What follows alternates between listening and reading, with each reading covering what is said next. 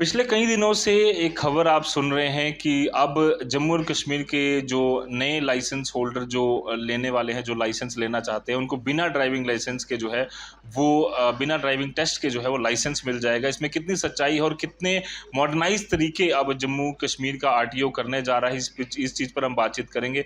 और नई-नई तरीके लाकर कितना करप्ट फ्री सिस्टम बनाया जा रहा है, उस पर आज हम बातचीत करेंगे। हमारे साथ आरटीओ जम्मू घनश्याम सिंह जी मौजूद हैं, जो इस पर रोशनी डालेंगे। सर, कितनी सच्चाई है इसमें कि बिना लाइसेंस के आपको जो है वो बिना टेस्ट के ड्राइविंग लाइसेंस? देखिए, ऐसा कभी भी नहीं होगा कि बगैर टेस्ट के ड्राइविंग लाइसेंस इशू होगा किसी को। ये बिल्कुल इनकरेक्ट है। ये एक मतलब फॉल्स है।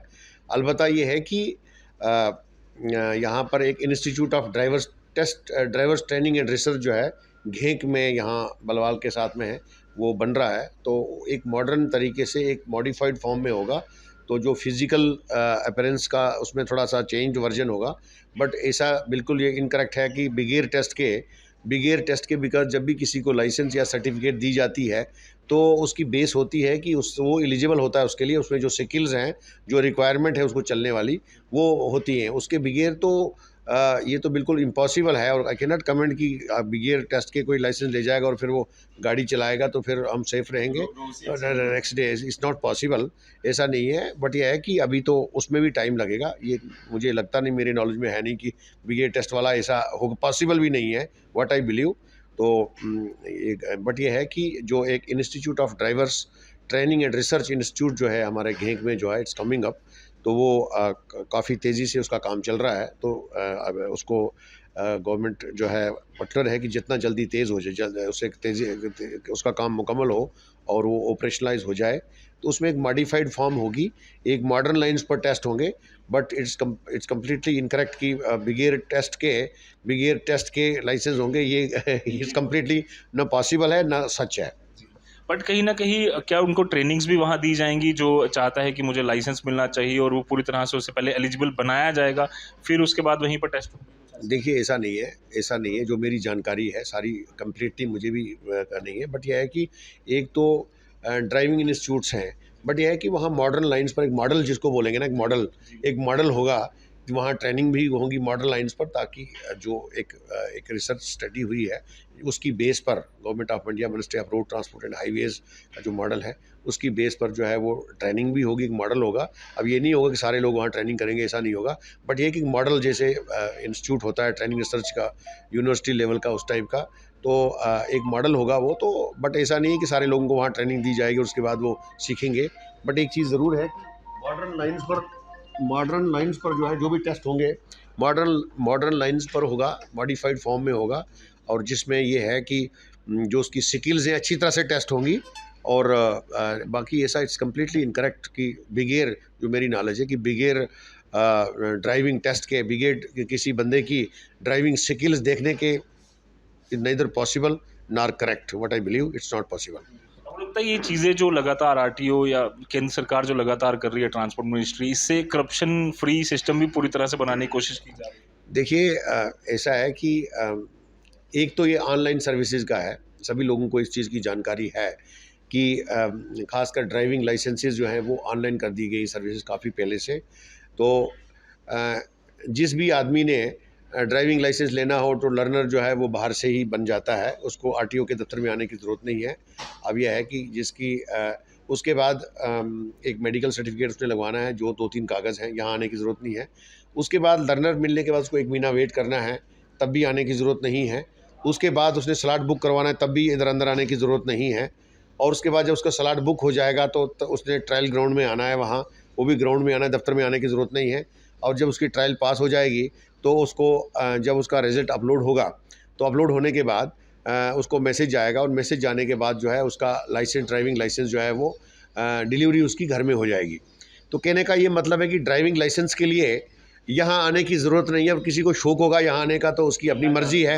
नहीं, मिलने की बात नहीं, मतलब किसी को शौक है यहाँ आने का तो वो है। बट यह है कि अब कई बार ऐसा होता है कि टेक्निकल कई बार फॉल्ट आ जाते हैं। कई बार किसी का एड्रेस मिसमैच हो गया, किसी का फ़ोटो ठीक नहीं आता है, कई बार जो है कुछ शक पड़ जाता है। तो बट वो कोई आधा % है जहाँ लगता है कि फर्दर वेरिफिकेशन की ज़रूरत है। अदरवाइज़ जैसे सरकार का भी एक ऑलरेडी डायरेक्शन है, हमारे वर्दी चीफ सेक्रेटरी साहब जो हैं वो रेगुलरली मॉनिटर कर रहे हैं।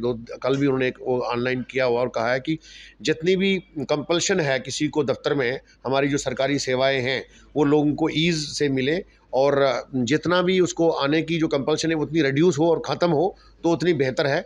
जो इंटरफेस है उसको कम करना है, तो उसी लाइंस पर चल रहा है। तो मुझे लगता है कि ऑलरेडी जो है काफ़ी इनिशिएटिव्स जो हैं वो गवर्नमेंट ने लिए हैं, जिसमें मोटर व्हीकल डिपार्टमेंट भी है।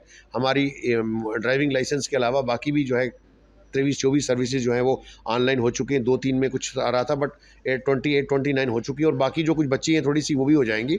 तो रियली एक आईटी इनेबल्ड सर्विसेज जो हैं, जब भी पब्लिक सर्विस डिलीवरी में आ जाती हैं तो उसमें काफ़ी ट्रांसपेरेंसी आ जाती है, और उसके स्कोप्स जो हैं वो माल प्रैक्टिसेस के कम हो जाते हैं।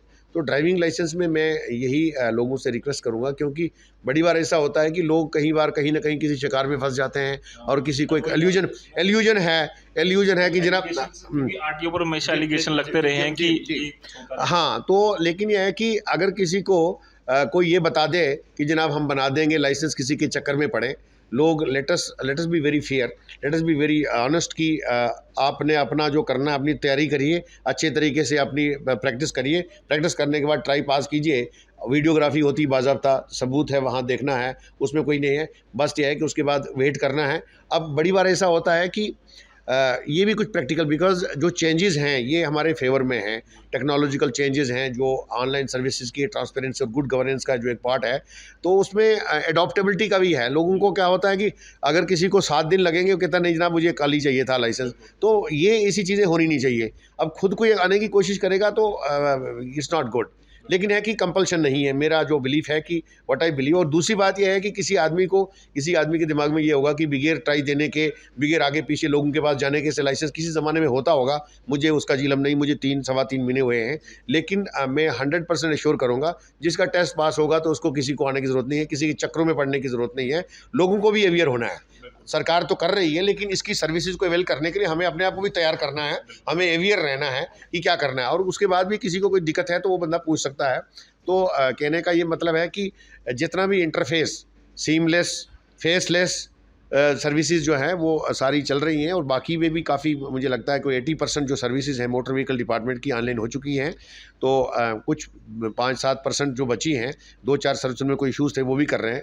तो मोटर व्हीकल डिपार्टमेंट का ट्रांसपोर्ट कमिश्नर साहब को और कमिश्नर सेक्रेटरी ट्रांसपोर्ट जो हैं उनका यही है कि ऑनलाइन जितनी भी हो जाएं, एक तो फुटफॉल बिल्कुल ज़ीरो हो जाए, और साथ में लोगों को आना ना पड़े और लोगों को कंपल्शन ना हो आने की।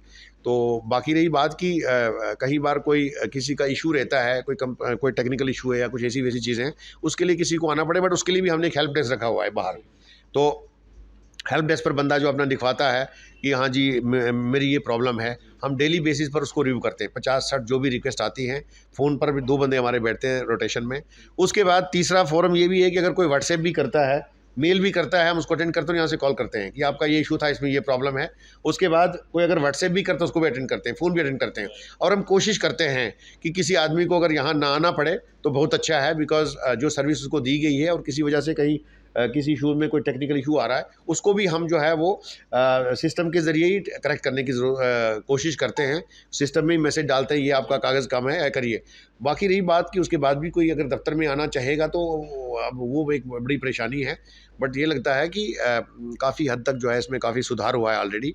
मुझे लगता है कि हमारे बोलने से कुछ नहीं होगा, लोग और सरकार जो है बेस्ट जज है, तो ये लोग अप्रिशिएट करेंगे कि काफ़ी चेंज आई। बाकी रही बात कि कुछ चीज़ें ये रह जाती हैं, कई बार आदमी खुद भी गलती करता है, किसी के चक्कर में पड़ा, चलो जी मैं जाऊंगा, ऐसे बन जाएगा जी एल्यूजन में। Nobody should remain in illusion कि मैं ऐसे जाऊंगा, किसी को बोलूँगा, फार्म दे दूंगा। तो लोग जो हैं ये जो एजेंट्स वजेंट्स से इनके चक्रों में मत पड़े, उनसे कुछ नहीं मिलने वाला। एक देखा मैंने कि एक किसी बंदे ने कंप्लेंट की हमारे पास, कोई बिशना का था, कोई एक सर्विसमैन था, तो उसने किया कि किसी साइबर कैफ़े को बोला कि जनाब मेरा वो कर दो, मैंने करना है। अब कुछ मुझे लगता है उसने पे किया, क्या किया, उसके बाद वो बंदा पास हो गया, तो उस बंदे ने उसका डिलीट कर दिया पीछे से, वो जो उसका एप्लीकेशन था वही डिलीट कर दिया। फिर हमने इंक्वायरी किया, तो चक्कर में पड़ने की ज़रूरत है। व्हेन यू आर कॉन्फिडेंट कि आप कॉन्फिडेंट हो कि आप पास हो जाओगे, अरे तो लेक ऑफ कॉन्फिडेंस होना ही नहीं चाहिए। और अगर लेक ऑफ कॉन्फिडेंस में तैयारी करके आ जाइए तो किसी दूसरे आदमी के पास जाने की ज़रूरत नहीं है। ड्राइविंग लाइसेंस के लिए आरटीओ के दफ्तर के अंदर आने की ज़रूरत नहीं है, सारी चीज़ें बाहर से हो जाती हैं। तो उसके बाद अगर किसी के दिमाग में ये रहता है कि परेशानी है, अगर कोई इश्यूज़ भी हैं वो हेल्पलाइन पर और कॉल भी हमने खुला रखा हुआ है कि भाई किसी को कोई दिक्कत है, व्हाट्सएप पर मैसेज आ जाते हैं, मेल्स आ जाती हैं, तो वहाँ भी रिज़ॉल्व हो जाती हैं। तो हम कोशिश करते हैं to the great extent, but लोगों को भी ये दिमाग में रखना चाहिए कि अगर हमें अवेयरनेस है, परस्यू करें, ठीक है। अगर किसी का कोई डिले हो गया, कोई 2 दिन आगे पीछे हो गया, तो बजाय वो इधर दफ्तर में आने के वो एक मैसेज कर दें, मेल डाल दें कि ऐसे से डिले हो गया, ये है, तो उसको हम इमीडिएटली अटेंड करते हैं। रेगुलरली बेसिस पर हमारे मेल्स जो आती हैं, हेल्प डेस्क पर जो ग्रीवेंसेस आते हैं, फ़ोन पर भी जो कोई अगर मैसेज किसी का आता है, कोई ओल्ड सिटीज़न है, पुराना है, उसको नहीं पता है जाना है, वो डालता है, हम सारी चीज़ों पर डेली बेसिस, डेली ना अल्टरनेट बेसिस चेक करके उसको ठीक करने की कोशिश करते हैं, उसको इन्फॉर्म करते हैं कि इसमें ये प्रॉब्लम है, ये करना होगा। तो अब लोगों से यही रिक्वेस्ट रहेगी कि सर्विसेज का इस्तेमाल करने के लिए थोड़ा सा तैयार रहिए। तो उसके लिए जो उनको करनी है, जो चीज़ें हैं, तैयारी करनी है, चाहे ड्राइविंग सीख के लिए बाकी चीज़ें हैं, तो दूसरे चक्करों में पड़ने की कोशिश मत करें।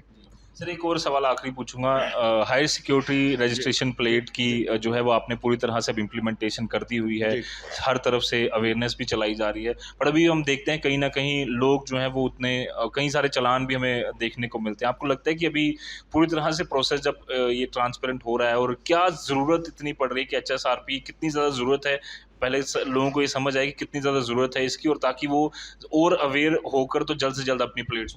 नहीं, मुझे लगता है कि लोग अवेयर हैं ऑलरेडी, क्योंकि ये प्रोसेस काफ़ी देर से चल रहा है। मुझे लगता नहीं है कि अवेयरनेस की ज़रूरत है, और काफ़ी हद तक जो है उसमें काफ़ी सक्सेस आ चुकी है।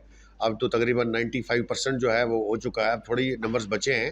तो मुझे लगता नहीं है कि अवेयरनेस की कमी है जिसकी वजह से लोग नहीं लगवा रहे हैं। हम तो कह रहे हैं अवेयरनेस, नीड क्या है इसकी? नीड इसकी देखिए रिपीटेडली, बिकॉज मेरे से पहले भी जो ऑफिसर्स रहे हैं उनने भी किया, 3-4 साल से ही चल रहा है, तो लोगों को बताया कि नीड देखिए सबसे बड़ा पहली जो रिक्वायरमेंट है, और ऑनरेबल सुप्रीम कोर्ट की डायरेक्शंस पर जो है state governments and union territories को डायरेक्शंस दी थी कि आप जो हैं रूल्स बनवाएंगे और HSRP लगवाएंगे, एक यूनिफॉर्म कोड होगा, एक यूनिफॉर्म जैसे यूनिक आइडेंटिफिकेशन नंबर होता है, तो पूरे कंट्री में जो है जिसमें जैसे लिखा होता है IND लिखा है और साथ में एक चिप लगी होती है।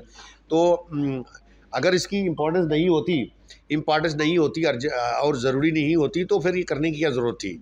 तो ये तो हम रिपीटेडली लोगों को बताए जा रहे हैं, but again at the cost of repetition हम लोगों को बताएं कि HSRP जो है बहुत इंपॉर्टेंट है। सबसे पहले ये इम्पोर्टेंट इसलिए कि इसका जो लगना जो है सिक्योरिटी के साथ लिंक्ड है, क्योंकि अगर प्लेट लगी होगी तो चांसेस जो हैं वो कम रहते हैं किसी मिसहैप के, या किसी किस्म की कोई मैनिपुलेशन, कोई सबवर्सिव एक्ट करना चाहता है, अगर कोई करेगा भी तो ट्रैक हो जाएगा। अदरवाइज़ जिस गाड़ी को नंबर ये HSRP नहीं लगा है, HSRP जिस गाड़ी को भी लगता है तो उसकी जितनी भी इंफॉर्मेशन है उस बंदे की गाड़ी की, चाहे उसका इंजन नंबर है, चेसी नंबर है, उसका जो मॉडल है, मालक कौन है, कहाँ से मैन्युफैक्चर हुई है, क्या हुआ है, जितनी भी डिटेल है वो सब कैप्चर हुई होती है। और जो भी टैक्सेस हैं उन्हें पे किए होते हैं, और वो भी एक इम्पॉर्टेंट है कि हमें जिसने अगर प्लेट नहीं लगाई इसका मतलब डिफ़ॉल्टर है कहीं वो, और जिसने प्लेट लगाई इसका मतलब कि उसने सारे taxes, passenger tax, token tax, जो भी गवर्नमेंट के ड्यूज़ हैं किसी गाड़ी को पे करने, जो ड्यू हैं एक्ट के तहत, वो किए हैं। तो दूसरा ये है कि वो उसकी आइडेंटिटी छुपी नहीं। एक तो है कि ड्रेस उसका कोड रहेगा पूरे कंट्री का, एक यूनिफॉर्म कोड रहेगा पूरे कंट्री में। दूसरा उसकी आइडेंटिटी छुप नहीं सकती, वो भाग नहीं सकता है। और अगर कहीं किसी जगह भी कोई अगर ऑफेंस करके, चोरी करके, या कोई सबवर्सिव एक्ट, कोई एंटी नेशनल एक्ट करके भागने की कोशिश करेगा तो वो बच नहीं सकता है। क्योंकि दूसरा ये है कि जब भी उस प्लेट पर लाइट पड़ती है ना, तो वो रिफ्लेक्ट होती है और नंबर बिल्कुल अच्छी तरह से दिखता है। और अगर वो चिप नहीं लगी हो, HSRP की चिप नहीं लगी हो, तो अगर सपोज़ कोई गाड़ी भागते भागते किसी जगह से भाग गई, पीछे से पुलिस उसको ट्रैक कर रही है 10 किलोमीटर, 5 किलोमीटर, और कई बार ऐसा होता है कि बंदा ट्रैक नहीं होता है, और नंबर जो है वो आप लगाएंगे भी तो पड़ा नहीं जाएगा। लेकिन इस गाड़ी को अगर वो भाग रहा है, तो जो ही गाड़ी की लाइट पड़ेगी तो बिल्कुल साफ साफ चमकता है, वो चमक रिफ्लेक्ट होता है, और वो एक इंडिकेटर होता है, और वो इतना आसानी से वो जो है भाग नहीं पाएगा, उसकी आइडेंटिटी छुपेगी नहीं। और बाकी चीज़ें भी जो हैं जैसे सिक्योरिटी का है, क्योंकि JNK में कई सारी गाड़ियां पकड़ी हुई हैं जो मिलिटेंट्स ने यूज़ की। देखिए वही है कि सबवर्सिव एक्टिविटीज़ में जो है नहीं, क्योंकि और गाड़ी एक ऐसा ऐसी चीज़ है, चाहे वो मोटरसाइकिल है, चाहे 4 व्हीलर है, जो कभी न कहीं इलीगल एक्ट्स में इस्तेमाल होती रही, कहीं एक जगह दूसरी जगह, तो एक कन्फ्यूजन रहता है जिसका नंबर नहीं है, पता नहीं कौन है जी। और कई बार ऐसा होता है कि पता नहीं किसी गाड़ी है क्या है जी। इसलिए सरकार ने कहा, सरकारी और गैर सरकारी सब गाड़ी को लगेगा, मिलिट्री की गाड़ी, बीएसएफ सब, मतलब जो है पुलिस की गाड़ी सबको लग रही है इसीलिए। अदरवाइज कई बार ऐसा होता है नंबर नहीं जी, पता नहीं किसी गाड़ी है, कन्फ्यूजन, और कन्फ्यूजन में हमेशा वारदातें होती हैं। So in order to put at rest the confusion and speculation क्या जी किसी गाड़ी क्या है, तो ये क्लियर हो गया है।